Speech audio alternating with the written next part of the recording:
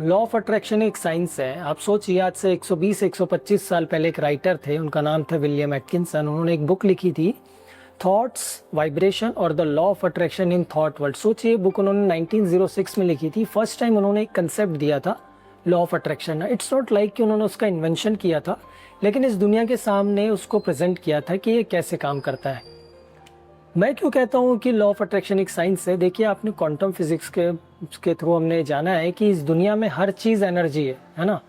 चाहे वो आप हो, मैं हूँ, जिस फ़ोन में या कंप्यूटर में आप इसको देख रहे हैं, जिस चेयर पे मैं बैठा हूँ, ये sky, earth, everything is energy. अब लॉ ऑफ अट्रैक्शन क्या कहता है? लॉ ऑफ अट्रैक्शन कहता है higher vibrational frequency attracts higher vibrational frequency, lower vibrational frequency attracts lower vibrational frequency. आपके जो थॉट्स है, आपके जो इमोशंस है, आपकी जो फीलिंग्स है, ये भी एनर्जी होती है ना। अब डिफरेंस क्या होता है? डिफरेंस ये होता है अलग अलग इमोशंस, फीलिंग के अलग अलग वाइब्रेशनल फ्रीक्वेंसी होती है। जैसे कि anger, frustration, hatred, jealousy, these are all lower vibrational frequencies. जैसे happiness, peace, joy, love, enlightenment, ये सारी हाइयर वाइब्रेशनल फ्रीक्वेंसीज होती है।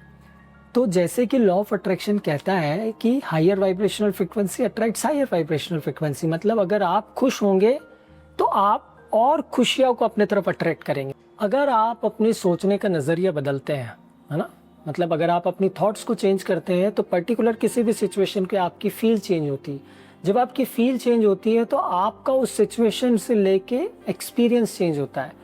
और जब ये सारी चीज़ें चेंज होती हैं तो आपकी वाइब्रेशनल फ्रीक्वेंसी चेंज होती है। और जब आपकी वाइब्रेशनल फ्रीक्वेंसी चेंज होती है तो आपकी रियलिटी शिफ्ट होती है। इसलिए मैं कहता हूँ